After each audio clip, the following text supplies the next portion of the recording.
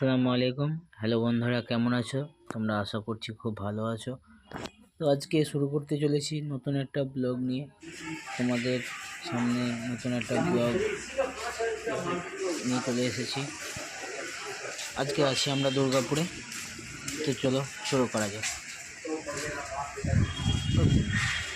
বাঁদিকে বন্ধুরা ticket counter রয়েছে, বাঁদিকে দেখ বন্ধুরা, চলে এসেছি আমরা আজকে নতুন একটা ব্লগ নিয়ে তোমাদের সামনে। আজকে আমরা আছি দুর্গাপুর রেলওয়ে স্টেশনে এবং বাড়ি যাচ্ছি। ঠিক আছে, তোমাদের সঙ্গে পরে দেখা হচ্ছে আমরা।